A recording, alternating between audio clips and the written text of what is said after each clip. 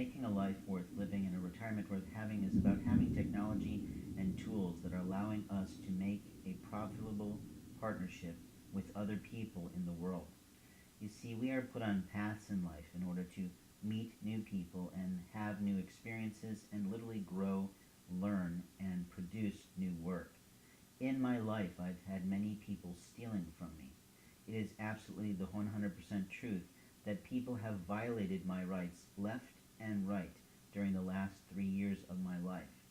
I had a family in Carmel, Indiana, and I openly had a practice of helping people with marketing, productivity, and strategy. I also literally had a language school, the number one Japanese language program for the state of Indiana, outside of the traditional Japanese language program for the natives of Japan. My program was always recommended by that school. My life's work has been stolen from me completely in that realm. I can tell you this clearly because my rights are being violated all the time. You see, people in this world think they have the right to take things. That's a real problem. And when people believe they have the right to take things from others, in terms of their privacy, in terms of their body, in terms of their property, in terms of their legal documentation, in terms of their photographs of their life and their history, or their portfolios of their work, it's the beginning sin to a lot worse crimes. I believe this fully in my soul, and I think that people need to really look at this. We literally have people vying for our homes and for our lives. We have people here from other countries. We have people here locally who are struggling, who just think, if I had that life, I could do anything in the world. And they start thinking about it, and they start plotting, how do I take that from someone? In my life, I've had many people lie about me. The challenge that they have failed to recognize in that situation is that they are liable for everything they have done, not only legally, but also underneath Lord God's law. Now, let's talk about that for a moment. Many people believe in a higher being of sorts. They don't always call him or her God. They don't literally always profess his or her name. And they don't always literally think about the consequences of the life lessons and the path they're on and where it might lead them in terms of their own liabilities. Liabilities is something people need to really think about. My late father, bless his heart, was a good man. He worked in the military, he served in the Air Force, and he often talked about our responsibilities as children. What we were literally responsible for doing in our own practices, in our companies, was to provide quality service at reasonable rates and have a life worth living and hopefully produce a retirement worth having. He did that for my mom, and I'm glad. But there are people in this world who come into the communities in which she has lived and really think that they have the right to steal clothing, towels, and other apparatuses and materials and jewelry and all sorts of things from these elderly people. We have so gotten far off track in the world in comparison to other countries with regard to our elderly and their wisdom and their lawful rights. It's unbelievable. I literally am at the present moment staying kindly with my mom.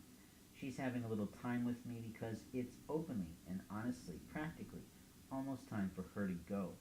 And what do I mean by that? I don't mean that she's in any threat of danger from me or anyone else.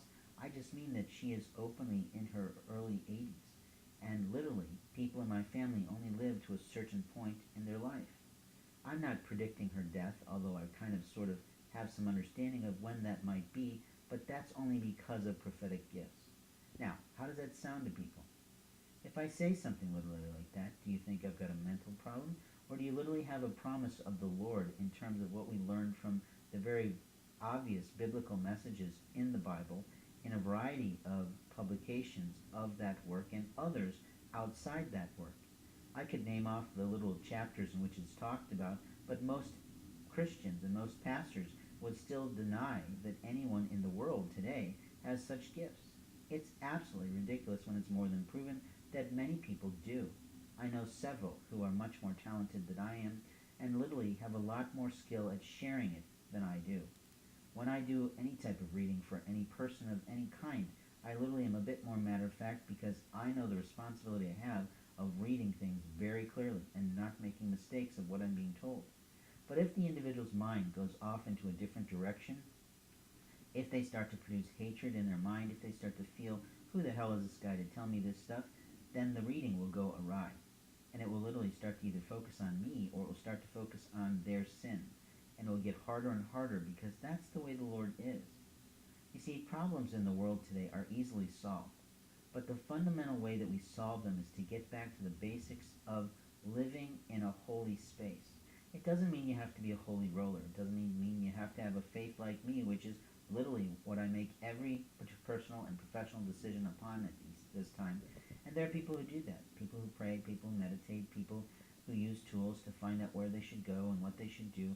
But literally, when we practice an honor to the Heavenly Fathers and Mothers of the world that created our universe, we literally have the opportunity to see opportunities to save people, to literally have the opportunities to give to people, and we also have the open opportunities to make sure other people in our lives are never harmed. But there are mistakes that people make in their arrogance about their life and their controls and what powers they have over other people. And this is where the offense to God, whatever you like to call God in this world, divine creator, divine architect, whatnot, gets offended. And this is literally where the punishment starts coming in. When people lie to harm other people's lives, there is a consequence. There is a little consequence, especially if that harm destroys a life or destroys a living soul. And I don't mean in terms of killing them. Yes, murder is a horrible thing.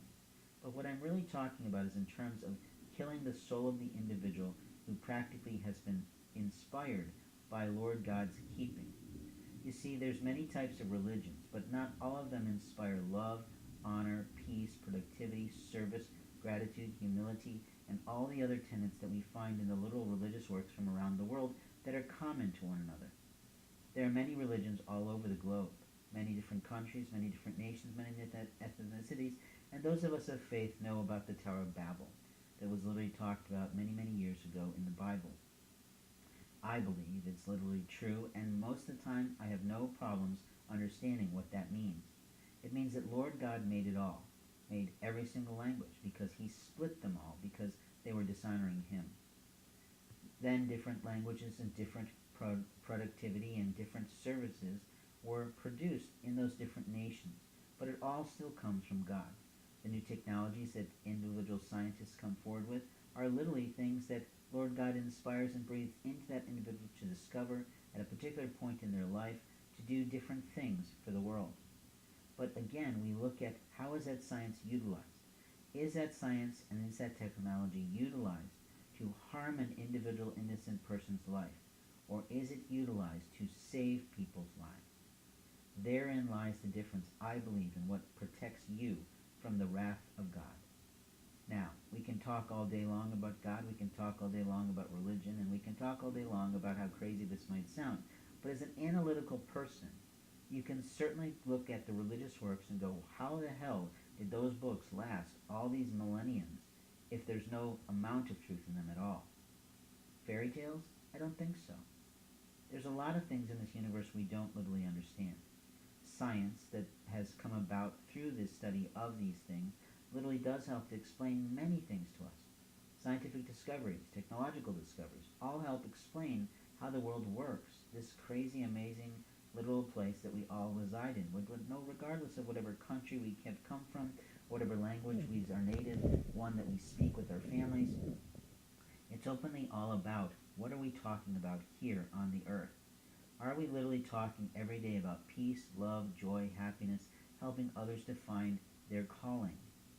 Calling is something is a religious word. It comes out of the kind of Christian faith, perhaps more than others, but I'm not professing to be any professor on those religions. I would love to study religions at some university and get a degree perhaps in divinity because I literally love to read those sort of things. But openly, I'm a little bit older now, and having such a degree often is difficult. I am literally studying for a pastoral degree because I like talking about God, and I want to move people closer and closer to their true souls, to help them to find in life what they really need to be doing, so that they are making the most money for their families, but also so that they are literally honoring their souls and they're soaring in their spirit and feeling happy and good about life and peaceful all the time with others. You see, there are men in this world who protect us, absolutely. They're supposed to go into communities, either covertly or overtly, and look for the people who are causing crime, the people who literally have not learned the 3 Ps. And I've been talking about the 3 Ps in my last piece on marketing politicians, or politician marketing, or whatever the heck I called the thing. But in truth, the 3 Ps make all the difference in the world. This is the fundamental thing that we need to be teaching our children in kindergarten. The 3 Ps. The 3 Ps are pretty simple. Personhood, where my rights begin and end in this world. Paperwork, where my legal responsibilities are in terms of what I say and do, and literally what my role can be in different scenarios with regard to my medical, legal, financial, and other type of literal legalities of my life. And 3, property. Property in terms of what I possess, what I pay for, what I purchase, what I receive as gifts literally from other kind people who love me and care for me or want to celebrate my life in some way through the holidays that we celebrate. Property is something where the greatest sin begins. Jealousies, materialism, and all the various things that come from that do that. As a man who's gone from living in a modest home in the middle of an affluent community where I could literally walk to places, enjoy the festivals, and do a lot of wonderful things with my family and in my classroom and in my marketing practice, I have literally lost all things. Now think literally about that for a moment. A man is telling you his life story. How do you feel in that moment? Do you feel compassion? Do you feel, oh, he must have done something wrong? Do you literally look at your own life and go, gosh, I'm so lucky to have all that I have? What I have literally learned from being homeless and having to live in my vehicle, and now a second time, where I'm being stalked and harmed and a lot of different things, which I'll talk about in another audio cast, that literally the people in our lives are what make the difference of whether we get out of these challenges or not.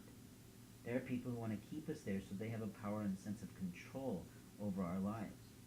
And that is where our greatest flaw is. People as a humanity are literally supposed to be serving others, not their own agendas. And this is literally where most people who are in responsibilities of protecting us fail miserably. They fail miserably to serve people first. They fail miserably to educate people second. And they fail miserably to show and display a professional leadership of honor, dignity, trustworthiness, and more. Now, I could say the 4th thing that they need to be doing, but I've already talked about this in my Marketing Politicians piece. And I'll talk more about that going forward because we literally have some problems in our forces that are protecting us. And they're not always winning in life because of that. Sins begin with theft and property and a body abuse. And this is all related to personhood and property and paperwork. So let's just sort of end there today in the audio cast I'm talking about. I'd really like you to think about your own life in terms of what do you really want from people and what literally do you need from others.